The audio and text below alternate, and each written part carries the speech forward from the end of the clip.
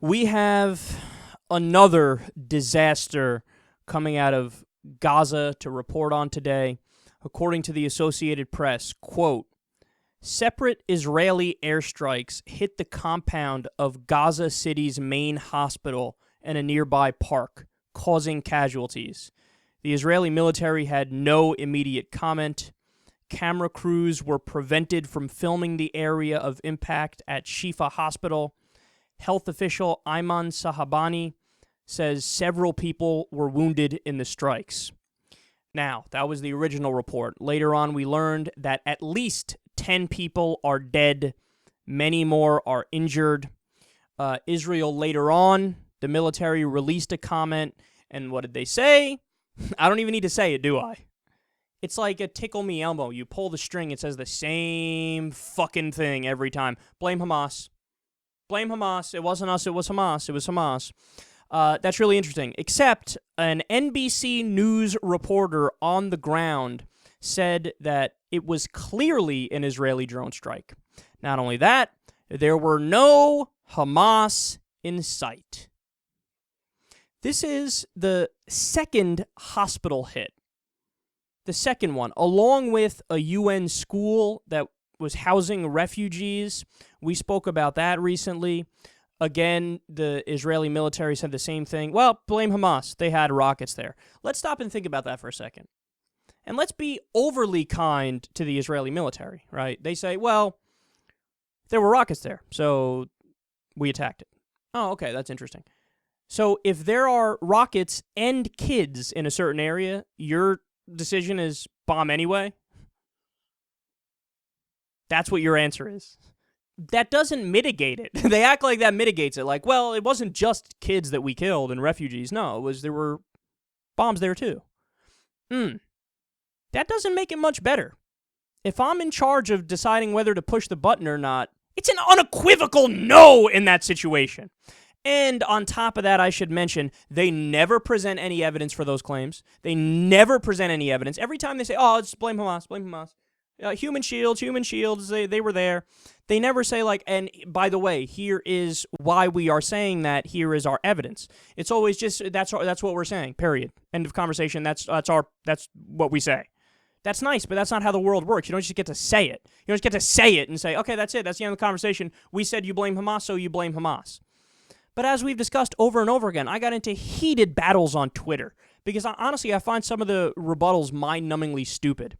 Where people, I asked them, look, is your claim that literally every single dead civilian in Gaza is because of Hamas? Every single time it was some stereotypically caricature of an evil person in Hamas standing there using a human shield. Every single civilian death.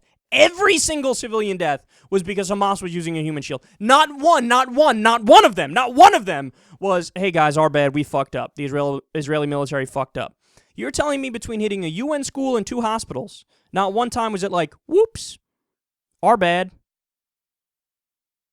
Now, there is an answer to this question, right? And the answer is, of course it's not always Hamas's fault. Hamas shouldn't be firing the rockets into Israel. That's a given, right?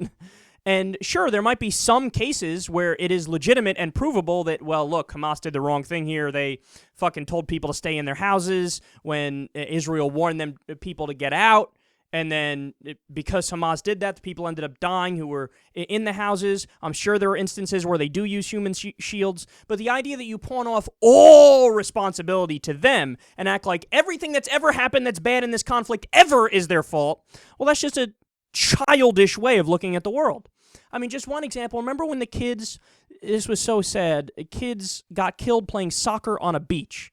Now, there were a lot of Western reporters around, and they said, look, man, there wasn't even like a stretch of an argument to be made to do the attack. Okay, there was no Hamas in the region. There were no rockets being fired. There were no rockets being fired into that region anyway, and there are kids playing fucking soccer on a beach, and Israeli troops attacked and killed the poor kids. So there are some clear examples of flat-out war crimes happening. Now, in total, over 1,000 Palestinians are dead now. Over 1,000. Most of them are civilians. And according to the UN, up to 2 2/3 of them are children. Now, on the flip side, about 35 Israelis are dead. Most of them, the overwhelming majority of them, are actual military that died upon doing the ground invasion of Gaza. At least two are on the Israeli side that are dead are civilians. Elizabeth Surkoff, who is the project director for the Israeli NGO Hotline for Refugees and Migrants, tweeted this picture on July 27th from Jerusalem. This is how scary it's getting. That says, quote, "There are no innocents in Gaza." So they're all guilty. And this goes hand in hand with Ayelet Shaked. She's an Israeli politician. She recently said in a Facebook post that got a tremendous number of likes, very unsettling, she flat out called for genocide of the Palestinians. She said, look, all Palestinians are the enemy. All of them. All of them. All of them.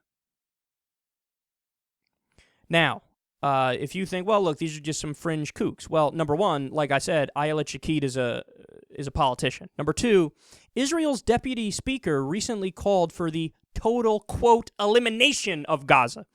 Like the Likud party, which is Netanyahu's party, which is a far-right party, they're not even the furthest right group of crazy people in the region. There are people who say Netanyahu's too liberal with his attacks, which is unbelievable to think about. Okay, so look, seriously, when I was preparing for the show, I was almost looking for a way to not cover the situation in Gaza because I've been covering it so much recently. But the stories are so incredible and so over the top and so insane with attacks on hospitals and UN schools, etc., that I would be doing a disservice to myself and to you if I didn't cover it and if I didn't bring it up.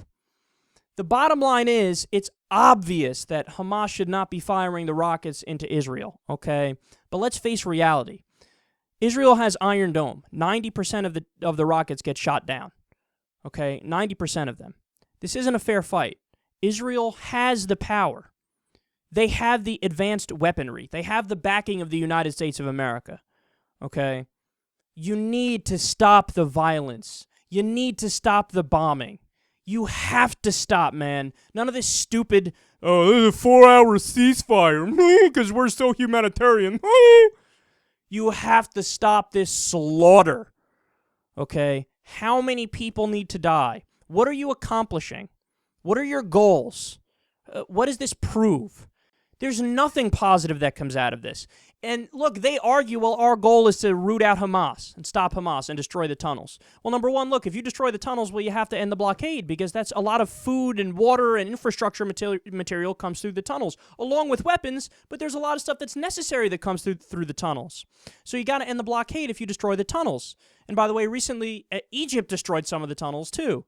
So if it's not that, then what is it? You want to destroy Hamas. But you're creating more Hamas! There's a doctor in Gaza that I follow on Twitter. All he's been tweeting for the past, 2 weeks or so is just the facts of the attacks. Okay? Fact. X amount of people hurt. X amount of people killed. This area got hit. That area got hit. Okay? Very dry, very straightforward. Well, today, because we learned that children died in a bombing of one of the main hospitals in Gaza, this moderate man all of a sudden is talking about, this is unbelievable, fuck all Israelis, etc. You're creating more Hamas. You're creating more hatred for the state of Israel because you're killing so many civilians. And spare me with the argument, I'm so tired of hearing it. It's always Hamas's fault. Always blame Hamas. Every single civilian in Gaza is dead because of Hamas. We don't take any responsibility for our actions, even though we literally are shooting the missiles that end up killing women and children and civilians. Over 80%. How much is enough? How much is enough? You're making the problem worse. You're making the problem worse by attacking and creating more enemies. Not only should you end this insane offensive, okay, you know what else you need to do? End the occupation.